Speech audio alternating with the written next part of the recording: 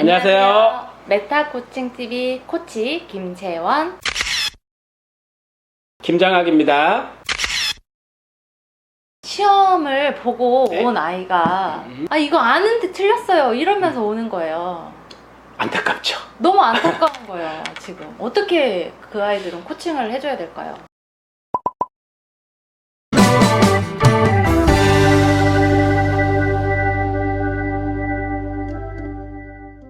아는데도 틀리는 문제는 한 3가지 관점으로 해결할 수가 있습니다. 3가지 관점. 네. 아는데 틀리는 그 이유, 첫 번째 이유는요, 사실은 연습 부족이에요. 연습 부족.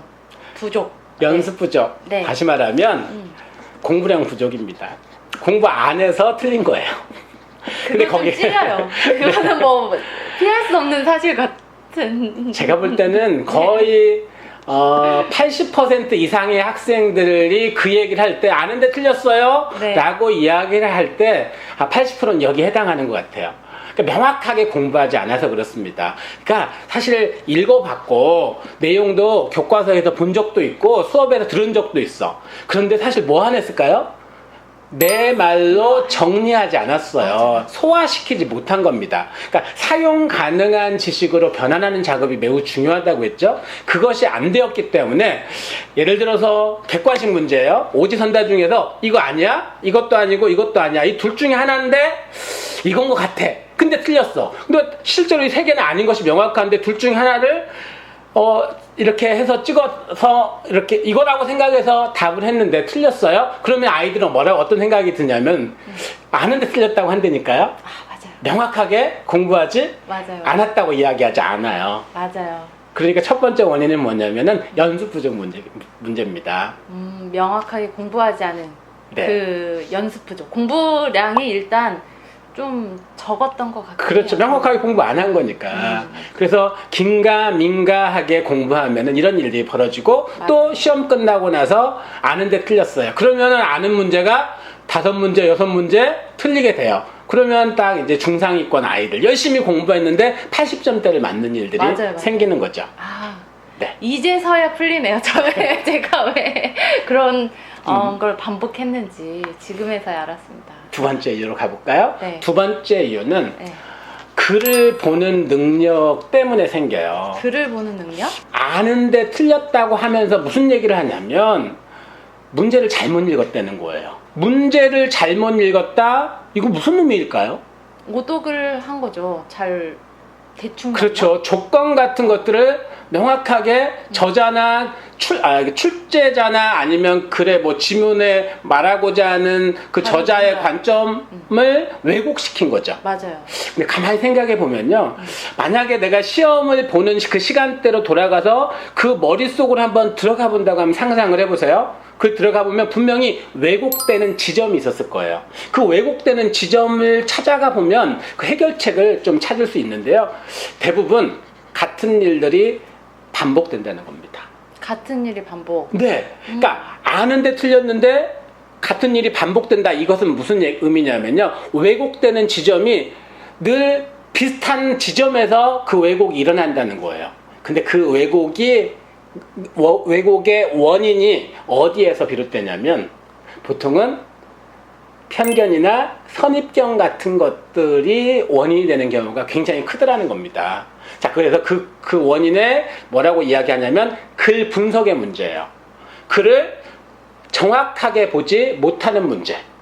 그래서 아이들이 와서 아는데 틀렸어요. 문제를 그냥 잘못 봤어요. 라고 말하는 아이들은 반드시 그 글을 제대로 보는 문제를 해결해 주지 않으면 같은 일들이 계속해서 반복된다는 거예요. 그 저자의 의도를 제대로 파악하지 못하고 나의 선입견으로 판단해버리는 그렇죠. 그런 문제가 있는 거군요. 어떻게 하면 이거 해결할 수 있을까요? 그거는 많이 읽어봐야 되는 수밖에 없을 것 같은데. 아니 많이 읽어도 네. 같은 방법으로 계속해서 왜곡시켜버리면은 성장이 안 될 거 아니에요. 네. 자, 보통 이제 이 문제는 네. 저는 이 문제는 언어적인 측면에서 많이 일어난다고 생각해요. 그래서 실제로 통계를 보면은 수능 시험에 오답률이 높은 그런 문제들을 보면 배경 지식이 좀 있었을 경우에 오답률이 더 높다라는 통계가 나오기도 했거든요. 문제를 왜곡시켜 버리는 겁니다. 그래서 잘못 보게 만드는 거예요. 그래서 이 훈련은 최근에도 한 학부모님이 밴드를 통해서 그런 질문을 주셨어요. 이 훈련 어떻게 해야 되느냐. 그래서 제가 그 방법을 좀 말씀을 드렸는데, 일단 교과서는 집에 다 있잖아요. 그래서 교과서를 읽고 내가 그냥 쭉 분석을 해보는 거예요. 중심 내용은 무엇인지, 아니면 이 글에 글쓴이가 말하고자 하는 주제, 중심 생각은 무엇인지 스스로 한번 찾아보고, 그래도 교과서는 비교할 수 있는 대상이 있거든요. 뭐죠? 참고서. 자습서, 참고서. 거기 보면은 잘 정리가 되어 있습니다. 그러니까 내가 정리한 것과 그 자습서나 참고서에 정리되어 있는 것들 한번 비교해 보면서 잘못됐다면 내가 수정해 가는 작업들을 해보는 거예요. 자, 그러니까 교과서를 참고서 보기 전에 내가 먼저 한번 보면서 그렇게 한번 분석을 해보는 그런 훈련들을 좀 해보면은 좀 그 실력이 늘 수 있다. 네. 이 방법은 정말 좋은 것 같아요.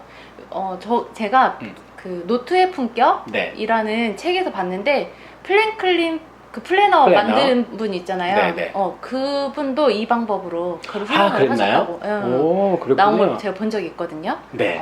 내가 글을 읽고 중요하다고 생각한 거, 그리고 자습서에서 중요하다고 이제 나온 거를 비교하면서 내가 맞게 생각하고 있구나를 계속 훈련하는 거죠. 네, 맞습니다. 네. 좋은 방법이에요. 네, 그리고 세 번째는 뭐예요? 세 번째 방법은 네. 심리적인 문제예요. 심리적인 문제. 심리적인 문제는 시험 불안증 같은 것들을 가지고 있는 아이들이 있죠. 그러니까 내가 너무 잘해야 된다라는 그런 압박감, 혹은 주변에 기대 같은 것들이 있을 때 시험 불안증이 온다고 이야기를 해요. 근데 그 시험 불안증은 공부를 잘하는 아이한테 나타날까요? 공부를 못하는 아이한테도 나타날까요? 못하는 아이한테 더 많이 나타날 것 같기도 하고, 잘하는 아이도 그럴 것 같기도 하고, 헷갈리는데? 사실 시험 불안증은 네. 공부 안 하거나 공부 못하는 아이들한테는 아예 없습니다. 없어요. 공부를 좀 하는 아이들이 그렇죠. 있구나. 공부를 좀 열심히 하는 아이들이 이번에 잘 못 보면 어떡하지? 네. 내가 원하는 목표를 이루지 못하면 어떡하지? 네. 엄마나 아빠나 선생님의 기대를 충족하지 못하면 어떡하지? 네. 이런 것들 때문에 불안증이 나타나요. 근데 그 불안증이 시험 볼 때까지, 시험 보는 순간까지 갖게 되고 긴장하게 되잖아요. 그럼 그 긴장이 잘못된 결과로 나타날 가능성이 매우 높습니다. 그리고 그것이 과거에 문제를 풀다가 틀렸어. 긴장해서 틀렸어. 그러면 그것이 평상시에는 괜찮다가 시험 보려고 시험 보는 순간부터 그것이 긴장감이 극대화돼가지고 머리가 하얘진다는 이야기를 하죠. 그러면 그 머리가 하얘진 것들 때문에 그 긴장감 때문에 실수가 좀 높아진다고 이야기를 합니다. 그래서 그 심리적인 그 문제 때문에 실력을 제대로 발휘하지 못하는 아이들이 있더라는 거예요. 그러면 그 불안을 어떻게 좀 해소를 할 수 있어요? 일단은 힘 빼야죠. 힘 빼서. 네, 힘을 빼야 돼요. 네. 다른 예를 한번 들어볼게요. 야구 선수들 중에서 새가슴이라는 별명을 가진 선수들이 있어요. 평상시에는 멀쩡하다 어떤 결정적인 순간이 되면은 스트라이크를 던지지 못하거나 아니면은 타자의 몸에 맞춰버리거나, 그래서 이제 별명을 너 가슴이 작아서 그래, 왜 이렇게 결정적인 순간만 되면 실수하는 거야? 라고 물어보면 자기는 새 가슴이 아니라고 항변하는데 또 같은 상황이 되면 똑같은 실수를 한다는 거예요. 그래서 같은 것들을 계속해서 반복되는 그 실수를 하게 되면 우리가 그걸 뭐라고 하냐면 트라우마라고 이야기하죠. 평상시는 멀쩡하다가 그런 순간이 딱 되면은 그것이 이제 탁 발동이 되는 거예요. 그러면 그걸 해결하는 방법은 그 시간대로 가봐야 됩니다. 역으로 추적해서. 물론 실제로는 못 가보겠죠. 왜냐하면 과거이기 때문에. 근데 상상을 해보면 거기까지 가볼 수 있겠죠. 상상을 통해서 그때 내 몸 상태, 내 마음 상태, 내가 투구판을 밟고 와인드 했을 때 팔의 각도, 발의 각도 이런 것들을 보면서 그때 어디에서 내가 힘이 들어갔는지, 분명히 어딘가에 밸런스가 깨진 그런 문제가 발생을 했기 때문에 그런 일들이 벌어지는 거거든요. 그걸 찾아서 상상을 통해서 그것을 해결해야 돼요. 그러니까 상상을 통해서 연습을 하는 거죠. 원상 내가 가장 좋을 때로의 모습으로 다시 던져는 연습을 하듯이 공부도 마찬가지입니다. 심리적으로도 내가 그 순간 문제를 푸는 그 순간에 갑자기 긴장감이 올라오면서 실수를 했어. 그러면은 역으로 추적해서 그때 내 마음 상태, 내 생각과 내 몸의 상태, 이때 상태를 추적해서 그곳에 가서 상상을 통해서 몸에 힘을 뺀다든지 내 생각을 바꾼다든지 이렇게 해서 문제를 다시 풀어보는 거예요. 그걸 여러 번 상상을 통해서 반복을 해주면 이 심리적인 문제까지도 해결할 수 있습니다. 자, 세 가지 문제. 세 가지.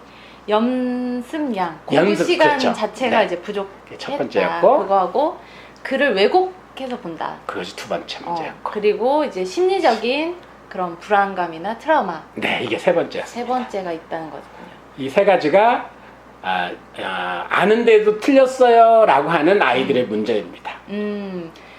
도움이 되셨나요? 우리 아이가 혹시 엄마한테 와서 엄마 나 이거 아는데 틀렸어. 이 말 속에는 이 세 가지 의미 중에 뭐 다 있을 수도 있고 네. 하나만 있을 수도 있으니까 한번 우리 아이를 천천히 관찰을 하시면서 뭐가 원인인지 좀 보시면 좋을 것 같습니다. 네.